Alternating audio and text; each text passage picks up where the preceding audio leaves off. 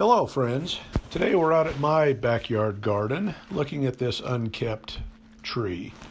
Kind of a funny looking tree. People look at it and go, why would anybody train a tree to do this?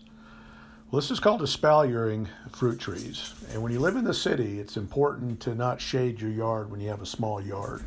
And espaliers are a great way to, in this particular case, I'm covering up a white fence. I'm keeping the fruit where I can reach it.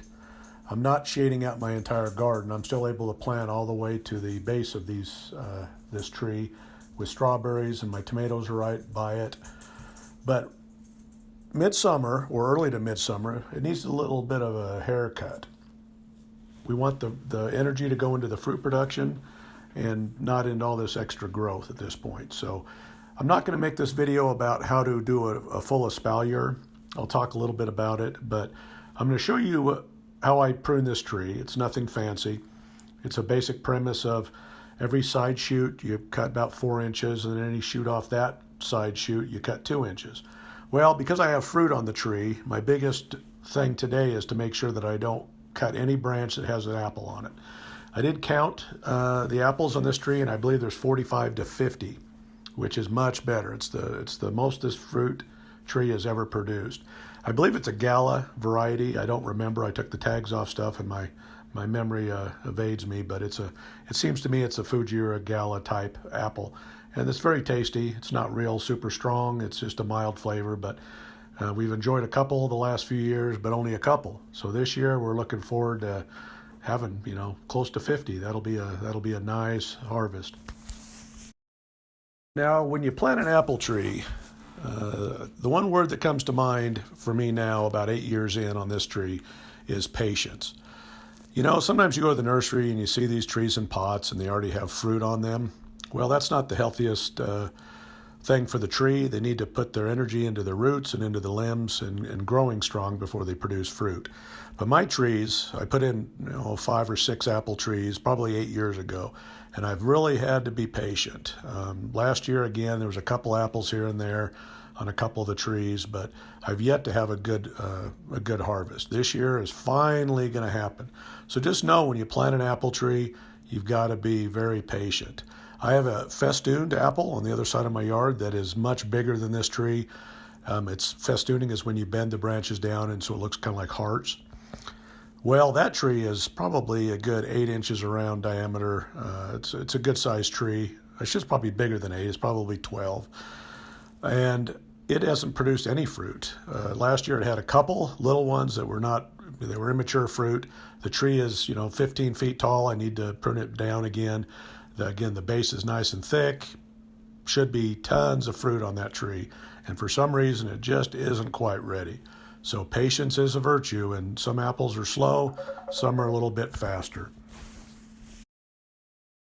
So I will talk a little bit about how to get a tree to look like this. You basically have to prune it from when it was a very young tree. You start at the bottom. You have to look at the bottom tier because that's where you start. You find branches that have an outside and an inside bud, and then you have to have a bud above. So you basically cut right above that bud, the top bud, and what will happen is that bud will shoot up, and that'll create, go up and grow straight up again. And then you train the outside buds to go down the wire. And then as soon as for the second tier, as soon as you get, another area, maybe a foot and a half up, you look for another inside and outside bud, and then a bud on top, and you can prune that there again. And then that top one will go up for the third tier, and then you prune it. As the sides grow, you train them onto the wire, and you just keep pruning up. You can go as many rows as you want up, but again, I don't want shade, so I'm going to just stick with these three tiers and be good with it. A lot of my trees they're semi-espaliered. I'm letting them free form a little bit. I'm not trying to be that anal about it, but there is one other little one right to the left that I'm going to try to probably prune again and try to make it a little bit more like this tree. But this tree is a classic example of what an espalier should look like if you stay on top of it. But you have to start it when it's really young, because again, it has to grow up, and then every time it grows up, you prune it, and then you train it, and then it lets it grow up again, and you prune it and you train it. So it's not something you can just turn any tree into when it's all said and done. You can always cut a tree all the way down to one layer and let it grow again, but then once it has a thick base, it just look weird, and it's just not a healthy way to be. So if you're going to espalier fruit trees, you need to do it from when they're very young. I'm not really adhering to my 4-inch, 2-inch pruning rule because of the fruits on the tree. I'm just trying to get it to a manageable size. Once the fruit's harvested, I will give it another little bit of a haircut this fall, but I usually wait to prune till I know where the fruit are. I don't want to cut out any fruiting stems. What happens when you prune a tree is a lot of side shoots will come from where you cut. So you thicken up the tree, and it's much healthier for the tree to have fruit closer to the main branches. Sometimes you see trees where the fruit is so high you can't reach it. It's all the way out on a weak branch, and it's pulling the branches down. This eliminates that. This gets the fruit right where you need to pick it on sturdy stems, and it's just a better way to be able to harvest fruit. Now, it would be great to own property and just let trees go and do their thing, and then get big tall ladders and climb up. But apple trees and other fruit trees, you can top them. With some trees, if you top them, it can kill them. But with fruit trees, it's not uncommon. If you look at orchards, they prune them down pretty severely, and fruit trees can stay healthy that way. And why do you want apples that are way too tall where you can't even reach them? That's just unproductive. So it's nice to have trees that are easy to pick, and you don't break your neck trying to harvest your crop.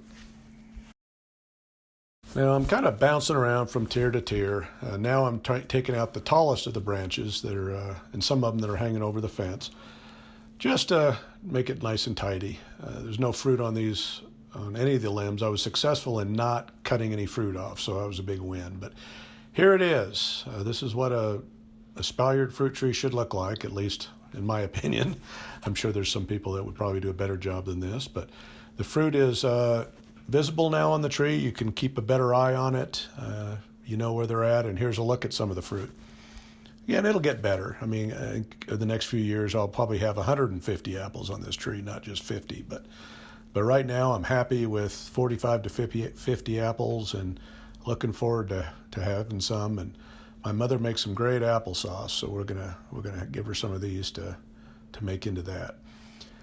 But like everything, all the branches, all the cuttings, all the weeding that I do in the yard, all goes to the chickens. And so the apple leaves aren't their favorite thing, but as you notice, the next day they've tore into it and they've consumed a lot of it. So it just depends. I just fed them a little while ago, so they're not super hungry today. Lincoln's taking a look at these chickens and saying, hey, I wish I could go in there and play with them. But every time I open the gate, he plays tough on the outside, but he doesn't want any part of these chickens. So, but they enjoy having some greens. It makes better eggs, and it's just a healthy way to get rid of your garbage or your waste and not have to throw it in the landfill. The chickens are the farmer, the gardener's best friend. So another look of the apples. They're looking very healthy, and they're forming well, and their shape is starting to look more like an apple than a torpedo when they first start. And here's another last look at the espaliered apple. It's my favorite tree. It's, again, patience is a virtue. I've been waiting and waiting and waiting for this tree to be more productive, and it's finally paying off. So I'm excited. I'm happy, and to get some fruit and to really enjoy it. If you want to get a tree that produces fruit a lot quicker, an Asian pear is a good variety to try. I think the first year I planted my Asian pear, I probably had maybe 15, 20 fruit. The next year I had 50, 60, and then I was over 100 by the third year. So Asian pears are something, if they're like an apple. They're apple texture, but they taste like a pear, mild flavored. So I want to try one of those if you have room in your yard. But sometimes if you think that you don't have any room for trees, look at the fence lines, because there is room to grow fruit in an urban garden and not shade out your entire yard. So hope this inspires somebody to start planting some trees. But again, it's all about space. If you have room for full-size trees, that's awesome. But for those of us that don't have that, we have to do the best we can, and it's starting to finally pay off with a little bit of patience. Well, this concludes today's video. I hope it inspired you to grow some fruit trees. Even when you live in the city in a small yard, there is a way to do it. And if you'd like to follow me on my continued journey in living my best rural life in the city, please subscribe to my channel, like, share, and comment, and tell your friends about me. I need a little help getting the word out. I'm trying to grow the channel, and it's a slow going, but I know I need to put out a lot more content, so I'm doing my best. So thank you very much, and have a great day.